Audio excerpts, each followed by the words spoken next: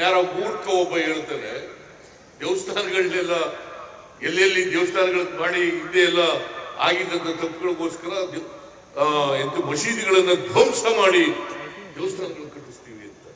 ಇತಿಹಾಸ ಇದೆಲ್ಲ ಹೇಳ್ತದ? ಮೂರ್ಖ. ಇಂಥ ಮೂರ್ಖರು ಕೂಡ ದೇಶದಲ್ಲಿ ಇರ್ತಾರೆ, ಅವ್ರಿಗೂ ಚಪ್ಪಾಳೆ ತಟ್ತಾರೆ. ದಯಮಾಡಿ ಸಂಗೊಳ್ಳಿ ರಾಯಣ್ಣಂತವ್ರು ಮಾತ್ರ ಚಪ್ಪಾಳೆ ತಟ್ಟಿ ಈ ತರ ದಾರಿ ತಪ್ಪಿಸ್ತಕ್ಕಂಥವ್ರಿಗೆ ಚಪ್ಪಾಳೆ ತಟ್ಟತಕ್ಕಂಥ ಕೆಲಸವನ್ನು ಮಾಡಬಾರದು.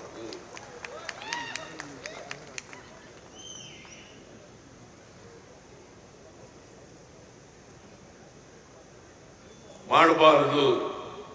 ಈ HM ರೇವಣ್ಣ ಅನುದಾನ ಜಾಸ್ತಿ ಮಾಡಬೇಕು, ಕೊಡೋಣ, ಅನುದಾನ ಕೊಡ್ತೇನೆ, ಬೇರೆ ಸೈನಿಕ ಶಾಲೆಗಳಿಗೆ ಹಿಂಗೆ ಅನುದಾನ ಕೊಟ್ಟಿದ್ದೀವಿ. ಕೊಡಗಿನಲ್ಲಿ ಸ್ಥಾಪನೆ ಮಾಡಿದವರು ಯಾರು? ನಾವೇ. ಇಲ್ಲಿ ಮಾಡಿರೋರು ಯಾರು? ನಾವೇ. ಅಲ್ಲಿಗೆ ಅನುದಾನ ಕೊಟ್ಟವ್ರು ಯಾರು? ನಾವೇ.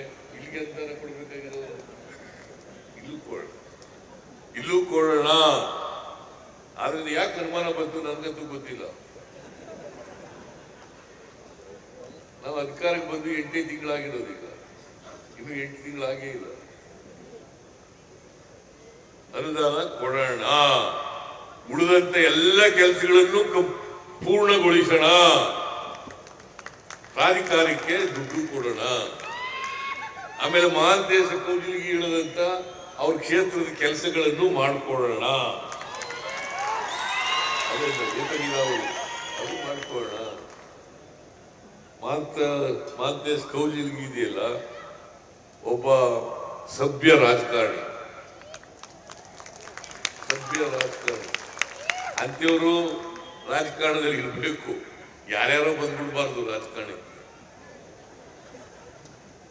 ಜನರನ್ನ ದ್ವೇಷಿಸೋರೆಲ್ಲ ರಾಜಕಾರಣಕ್ಕೆ ಬರಬಾರ್ದು. ಜನರನ್ನ ಪ್ರೀತಿಸ್ತಕ್ಕಂಥವ್ರು, ಜಾತ್ಯಾತೀತವಾಗಿರ್ತಕ್ಕಂಥವ್ರು ರಾಜಕೀಯದಲ್ಲಿ ಇರಬೇಕು ಅಂತಕ್ಕಂಥದ್ದನ್ನು ಹೇಳಲಿಕ್ಕೆ ಬಯಸ್ತೇನೆ.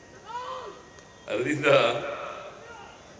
ನಾನು ಇದನ್ನೂ ಮಾಡ್ಕೊಳ್ಳೋಣ, ಆಮೇಲೆ ಉಳಿದ ಕೆಲಸನೂ ಮಾಡ್ಕೊಳ್ಳೋಣ.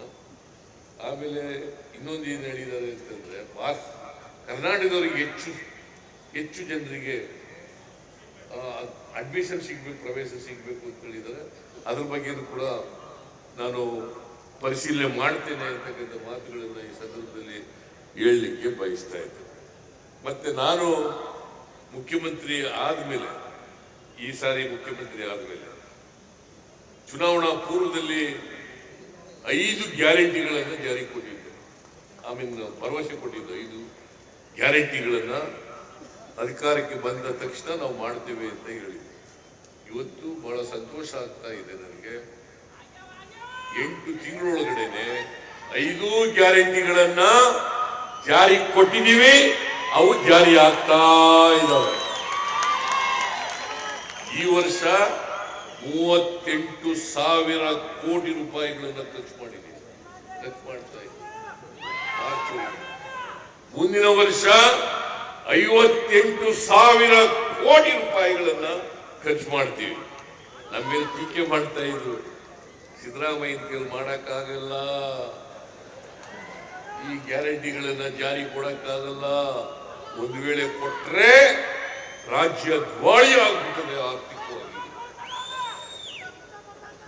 ಇವತ್ತು 5 ಗ್ಯಾರಂಟಿಗಳನ್ನ ಜಾರಿ ಕೊಟ್ಟಾಯ್ತು, 38,000 ರೂಪಾಯಿ ಖರ್ಚು ಮಾಡ್ಲಿಕ್ಕೆ ತೀರ್ಮಾನ ಮಾಡಾಯ್ತು. ದಿವಾಳಿ ಆಗಿದೆಯಾ? ದಿವಾಳಿ ಆಗಿದೆಯಾ? ನಮ್ಮ ರಾಜ್ಯ ಆರ್ಥಿಕವಾಗಿ ಸದೃಢವಾಗಿದೆ.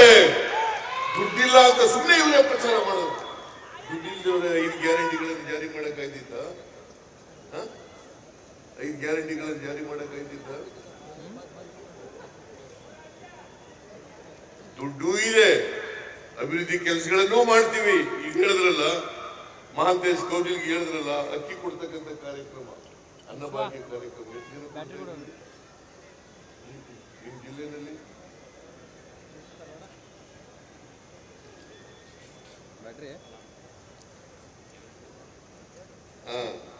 ನೋಡಿ. ಇದು ಅನ್ನಭಾಗ್ಯ ಕಾರ್ಯಕ್ರಮ ಡಿಸೆಂಬರ್ ವರೆಗೆ 10,10,720 34,46,835 ಬಿಡುಗಡೆಯಾದ ಮೊತ್ತ 57,000 ರೂಪಾಯಿ.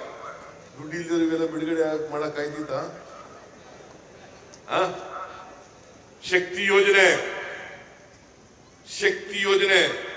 ಇವತ್ತು 133 ಕೋಟಿ ಹೆಣ್ಮಕ್ಳು. ಇಲ್ಲೆಲ್ಲ ಬಹಳ ಜನ ಹೆಣ್ಮಕ್ಳು ದೊಡ್ಡೋದ್ರು. ಏನ್ರಮ್ಮ ತಾಯಿ ನೀವೆಲ್ಲ ಬಸ್ನಲ್ಲಿ ಫ್ರೀಯಾಗಿ ತಿರುಗಾಡ್ತಾ ಇದ್ದೀರಾ ಇಲ್ವೋ? ಕೈ ಎತ್ತಿ ನೋಡಿ ಯಾರು ತಿರುಗಾಡ್ತಾ ಇದ್ದೀರಿ ಅಂತ. ಪುಣ್ಯ ಆಗಿದೆಯಾ? 133 ಕೋಟಿ ಹೆಣ್ಮಕ್ಳು ಇವತ್ತಿನವರಿಗೆ ಫ್ರೀಯಾಗಿ ಸರ್ಕಾರಿ ಬಸ್ನಲ್ಲಿ ಪ್ರಯಾಣ ಮಾಡಿದ್ದಾರೆ. 1 ಕೋಟಿ 17 ಲಕ್ಷ ಕುಟುಂಬದ ಯಜಮಾನಿಯರು ಮಹಿಳೆಯರಿಗೆ ನಾವು ತಿಂಗಳಿಗೆ 2,000 ರೂಪಾಯಿ ಕೊಡ್ತಾ ಇದ್ದೀವಿ. ಯಾರ್ಯಾರು 2,000 ತಗೋತಾ ಇದ್ರಿ ಕೈ ಎತ್ತಿ ನೋಡೋಣ.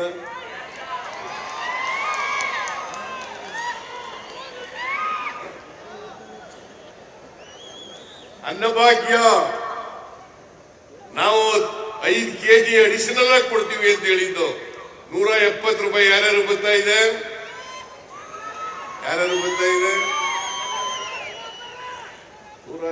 ರೂಪಾಯಿ ನಾವು ಕೊಡ್ತಾ ಇದ್ದೀವಿ. ಆಮೇಲೆ ಗೃಹ ಜ್ಯೋತಿ 200 ಯೂನಿಟ್ ವರೆಗೆ ಕರೆಂಟ್ ಬಿಲ್ ಕಟ್ಟಾಗಿಲ್ಲ. ಯಾರ್ಯಾರು ಕರೆಂಟ್ ಬಿಲ್ ಕಟ್ತಾ ಇಲ್ಲ? ಯಾರು ಕರೆಂಟ್ ಬಿಲ್ ಕಟ್ಟಾಗಿಲ್ಲ. ಯುವ ನಿಧಿ ಈಗ ಶಿವಮೊಗ್ಗದಲ್ಲಿ ಮೊನ್ನೆ ಅದನ್ನು ಚಾಲನೆ ಕೊಟ್ಟು ಸುಮಾರು 70,000 ನಿರುದ್ಯೋಗಿ ಯುವತಿಯರು ಎನ್ರೋಲ್ ಆಗಿದ್ದಾರೆ. ಸುಮಾರು 4,19,000 ನಿರುದ್ಯೋಗಿ ಯುವತಿಯರಿಗೆ ತಿಂಗಳಿಗೆ 3,000 ರೂಪಾಯಿ, ಗ್ರಾಜ್ಯುಯೇಟ್ಸ್ಗಳಿಗೆ, ಡಿಪ್ಲೊಮಾ ಹೋಲ್ಡರ್ಸ್ಗೆ 1,500 ರೂಪಾಯಿ ಕೊಡ್ತಕ್ಕಂಥ ಕಾರ್ಯಕ್ರಮ ಮಾಡ್ತೀವಿ. ದುಡ್ಡಿಲ್ಲ, ದಿವಾಳಿ ಆಗುತ್ತೆ, ದುಡ್ಡಿಲ್ಲ. ನೀವೇನಾರು ಮಾಡಿದ್ರ? ಯಾರು ಏನೂ ಮಾಡಲಿಲ್ವೋ ಅವರೇ ಟೀಕೆ ಮಾಡೋರು. ಯಾರು ಏನೂ ಮಾಡಲಿಲ್ವಲ್ಲ ಅವರು ಟೀಕೆ. ಯಾಕಂತಂದ್ರೆ ಸಿದ್ದರಾಮಯ್ಯ ಮುಖ್ಯಮಂತ್ರಿ ಆಗಿರುವಾಗ ಇವೆಲ್ಲ ನಡೀಬಾರ್ದು ಅನ್ನೋದು ಅವರ ಉದ್ದೇಶ. ನೀವು ನಿಮ್ಮ ಆಶೀರ್ವಾದದಿಂದ ಅಧಿಕಾರಕ್ಕೆ ಬಂದಿರೋದು.